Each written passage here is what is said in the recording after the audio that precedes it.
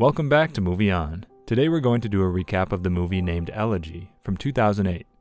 The movie opens with Professor David Kopesh talking on a TV interview show where the host is asking him questions about the origin of Western civilization.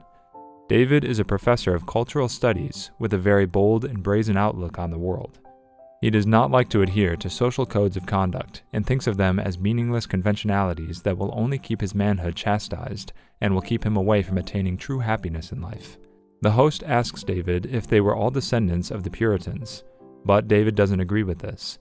Puritans were English Protestants in the 16th and 17th century who formed a religious movement to purify mankind and stop humanity from swaying towards a way of living that was not biblical.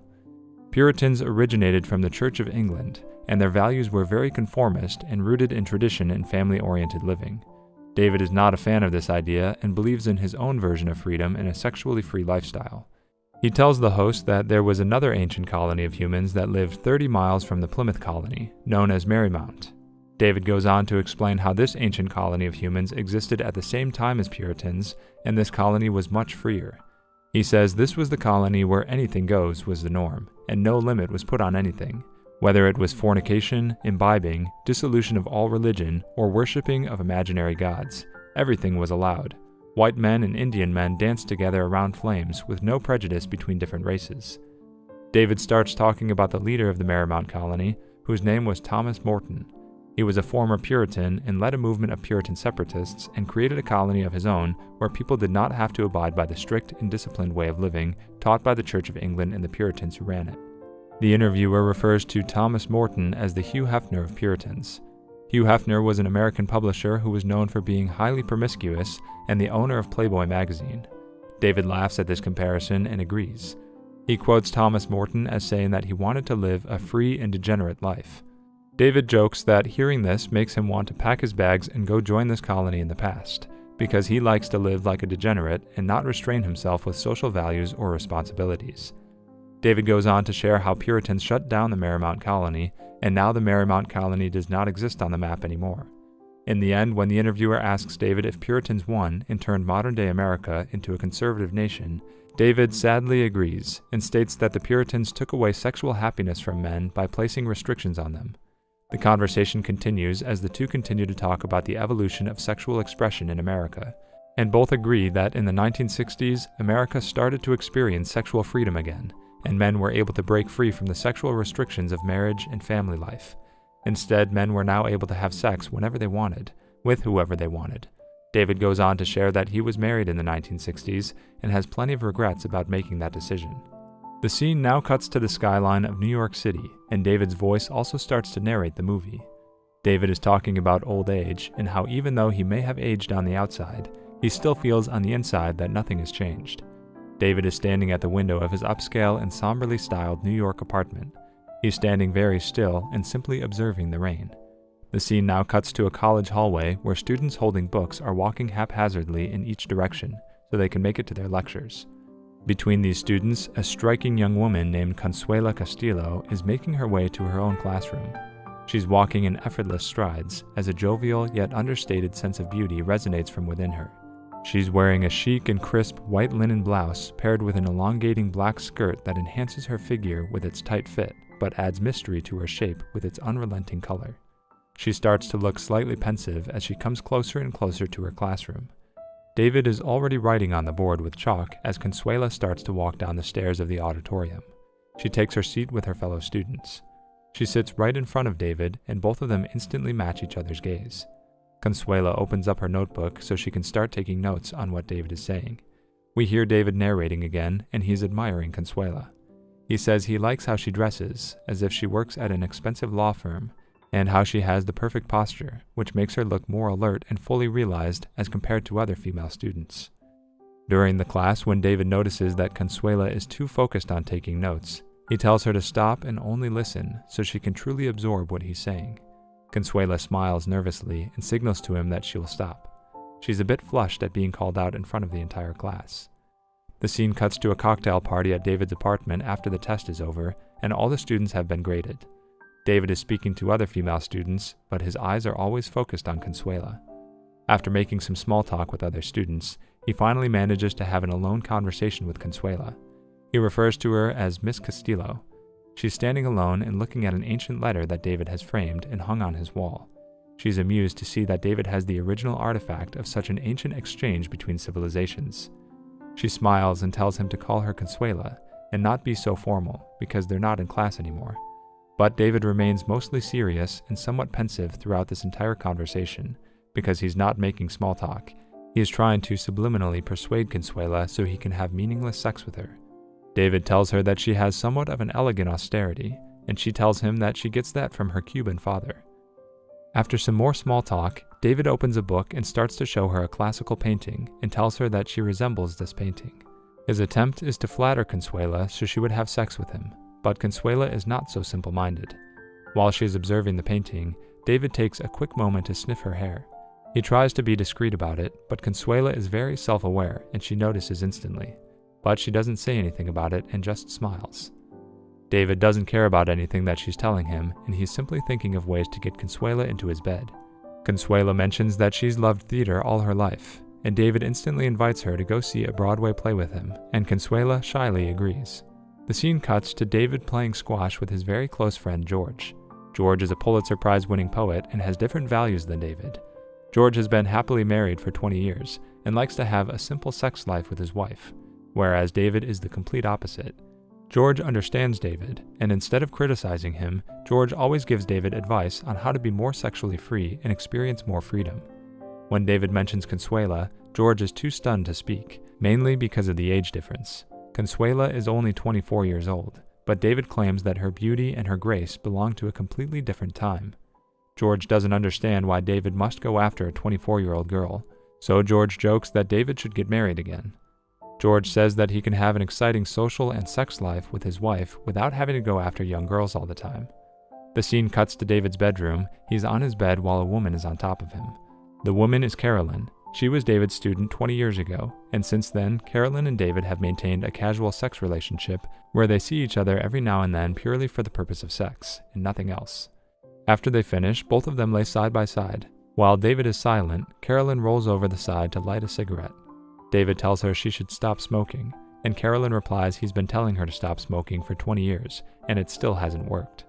She's under a lot of pressure, and smoking helps her. She remembers David's class 20 years ago, and playfully claims that the class was so unbecoming that it was the sole reason why she started smoking. David starts to joke about Carolyn running her own business as a woman, and as they're both having a chat, the phone rings. David doesn't pick up the phone and tells the call to go to voicemail. On the message, it's his son. His son leaves a very deprecating message for David because David didn't pick up his call, and nor did he answer his email. David claims that it's been 35 years, but his son still hates his guts. Carolyn giggles, yet continues to smoke her cigarette. She tells David that his son hates him because he ran out on his son and left his wife in search of a more free lifestyle. Carolyn tells David that the eternal hatred from his biological son is the price to pay for liberation. David continues to complain and justify his behavior. After the play, David takes Consuela back to his apartment, where they both play piano together, and David tries to show her different aspects of his life to pique her interest, but Consuela is still not fazed. David takes her to his dark room, where he manually develops photos. He tells her he doesn't understand digital things, and still likes to do things the old-fashioned way. Consuela takes a look, but she's not impressed, nor does it pique her interest. She walks out before David, and he walks out after her, turning the red light off as he closes the door of his darkroom. There's a sense of duality in the way Consuela treats David. She is stern enough to know that she can have better than her old professor, but also kind enough to feel that maybe David does have something special to offer after all. Together, they start looking at the paintings again, and David starts to explain the composition of the paintings and what the characters of the painting mean.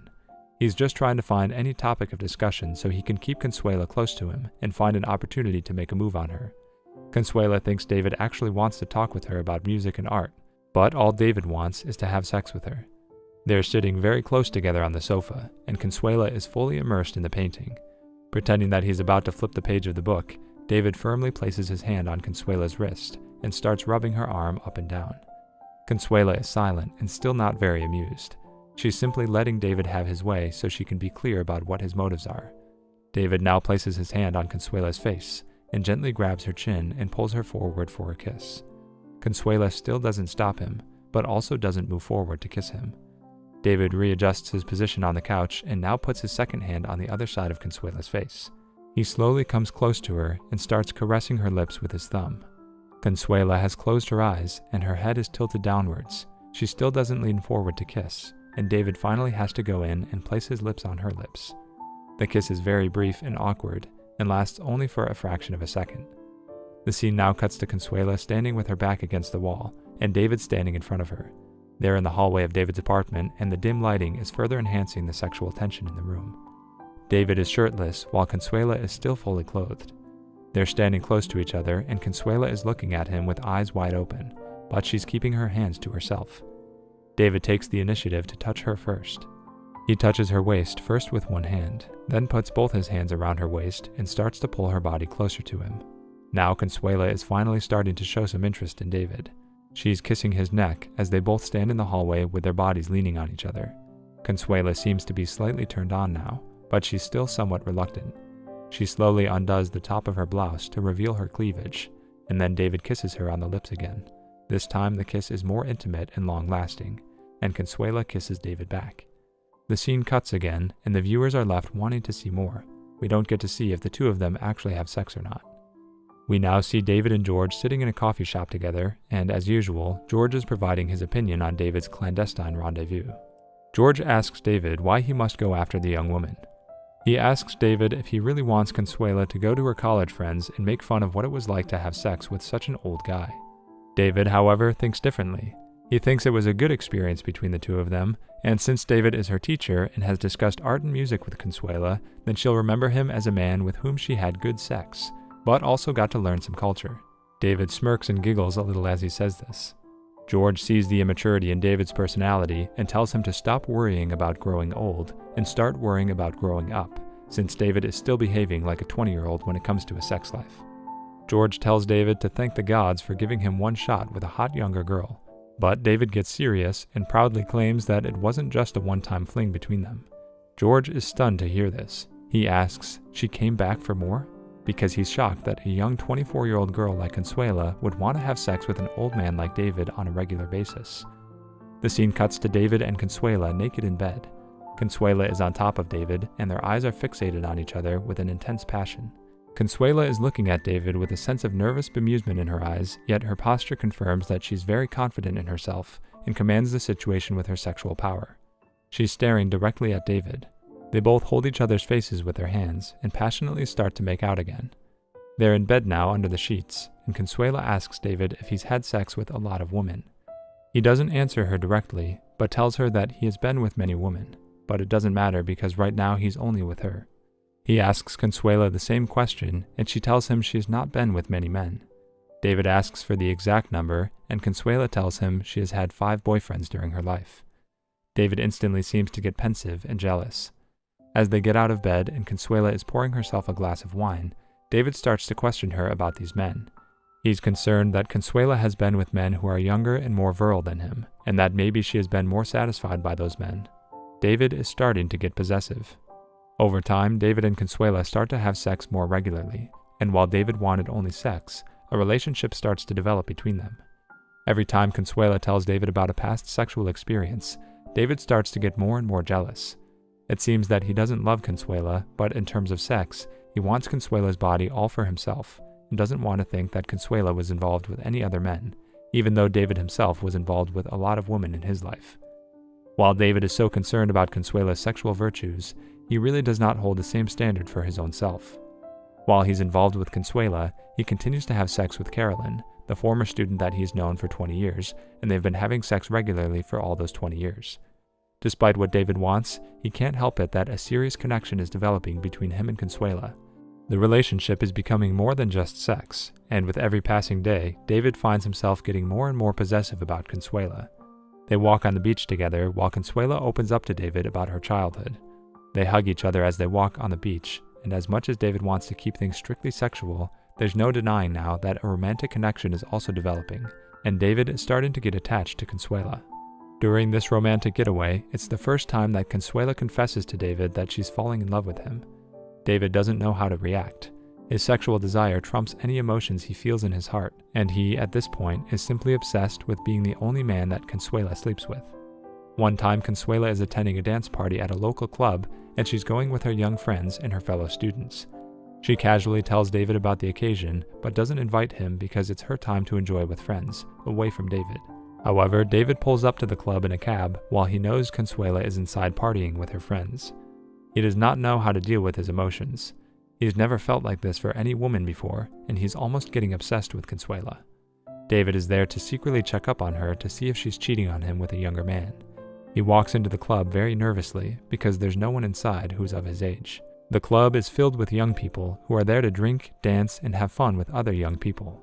It's a Spanish club, and all the people are dancing to groovy salsa music. David's eyes are searching through the crowd, and he finally finds Consuela. She's wearing a sexy black dress and dancing with a young guy. At first, she doesn't see him because she's having fun dancing, but as soon as her dance comes to a stop, she sees David standing in the corner observing her. She's shocked and disappointed to see him there. He starts to walk towards her hastily, while Consuela throws her arms out in disbelief. David tries to make friendly small talk, but Consuela is distraught, and she asks David if he's there to check up on her because he's suspicious.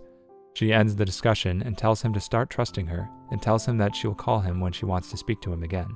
One day, David is hooking up with Carolyn, who doesn't know anything about Consuela and David's growing romance. Carolyn is confident that she's unique and valuable for David, which is why she's been having sex with him for 20 years. However, Carolyn is extremely shocked when she finds Consuela's tampon in David's bathroom. She instantly gets angry and starts to inquire about the tampon. She's mad that even though she gave David everything he wanted for 20 years, David still chose to have sex with another woman. David starts to act all innocent and tries to claim he doesn't know where the tampon came from. Carolyn tells David that she gave him what he wanted. She gave him just sex and then left till it was time to have sex again. She tells him that she's one in a million, and that there aren't a lot of other women like her who would give David just sex without a relationship or marriage for 20 years. David is too stunned to speak. His mind is looking for excuses. He tells her that George has keys to this apartment, and when David isn't home, George likes to bring over women to his apartment and have sex with them, because at his own house, his wife and children would catch him cheating. In order to get himself in clear water, David instantly defers all the blame onto George. Carolyn is still angry. She tells him that she doesn't believe even a single word of what David is telling her.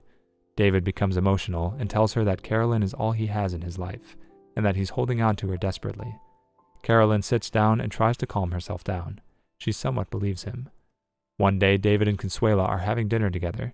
They haven't had any abrupt feelings or any arguments recently, and both of them are simply enjoying each other's company. This gives Consuela the idea to invite David to her graduation party. The class is ending now, and Consuela is hosting a party for all the students. David again feels uncomfortable with this proposal because the last time he saw Consuela at a party dancing with a young guy, it made him very upset, and his presence at the party made Consuela upset too. This is why he's unsure about attending the graduation party. He can see that Consuela notices his lack of enthusiasm for the invite. After a little bit of hesitation, he can't think of any excuse and finally agrees that he will attend the party. He's instantly overcome with internal dread as he starts thinking of ways to get out of the party. He's nervous, especially because Consuela's family will be at the party as well, and when Consuela will introduce David as her boyfriend, he fears that the family's reaction will be negative. When the day of the party finally comes, David calls Consuela and lies to her that he's stuck in extreme traffic and will be very late to the party, or might not even make it to the party in time. However, he's actually sitting in his car and he's not driving. He lies to Consuela because he can't help but feel extreme anxiety about meeting Consuela's family. Consuela knows he's lying. She hangs up the phone and they break up. While David is already suffering the heartbreak of losing Consuela, George suffers a stroke shortly afterward and passes away. David and George were at a poetry conference where George suffered a stroke. This massive loss makes him realize he can't lose Consuela too, and that he loves her. He goes on a tirade to correct all his wrongdoings. He tries to mend his relationship with his son Kenny. Kenny reveals that he's having an extramarital affair and that he is no better than David. After George's death, David spends 2 years alone before he gets to talk to Consuela again. He spends every day in existential dread. He doesn't know how to be himself or enjoy life without Consuela by his side. Finally, on New Year's Eve, David comes home from class one day and finds a message from Consuela on his answering machine. He is overcome with joy and relishes at the mere thought of getting to see Consuela again. He's happy but doesn't know that Consuela is hiding a deep, dark secret. In her voicemail, she tells David something important and drastic has happened to her, and she needs to tell David herself before he finds out from someone else. They agree to meet at David's apartment on a specific date. When David finally sees Consuela, his emotions are uncontrollable, and while he wants things to go back to normal, Consuela is here to tell him that things will never be the same as before. Consuela is overcome with emotion as she tells him that she has found a lump in her breast. David is flabbergasted to hear the news that someone so young and full of beauty has been struck by a life-threatening disease like breast cancer. Consuela tells him she'll need surgery to remove the lumps from her breasts, and that her breasts will never be the same again. David cries and cries, not finding a way to end his grief and sorrow about this dreadful news. He asks her why she took so long to tell him, but she doesn't have a reply. She's processing the entire thing herself, and didn't know when would be the right time to tell him. Consuela asks David to take pictures of her breasts before the doctors have to operate on them, and before surgeries ruin them. David agrees, and while he's still in a state of shock and grief, he starts to take pictures of her bare chest so he can permanently remember the most beautiful breasts that he's ever seen on a woman. In the final scene of the movie, we see David walking into the hospital where Consuela has now had her mastectomy surgery and she's recovering. The cancerous lump from her breasts has been removed successfully, but her breasts are now disfigured at an extremely young age, and she also fears the fact that cancer could come back. Consuela thinks that David will leave her or that she will die and leave him. She doesn't want to lose him and tells him that she'll miss him. David doesn't say much in return. He simply says, "I'm here," as he gently gets onto the hospital bed with her and starts to give her a tender kiss on her face. His gesture shows that he's fully committed to Consuela and does not want to lose her, no matter what the circumstances are. The movie ends with a flashback scene to the beach where Consuela was hugging David from behind and where she told him for the very first time that she loved him. To watch more recaps of these kinds of movies, click on the thumbnails on your screen. And don't forget to share your thoughts about today's video in the comments section. Kindly like the video and subscribe to my channel and press the bell icon so you don't miss any new videos. And at last I will say, stay safe, stay well, see you next time, and thanks for watching.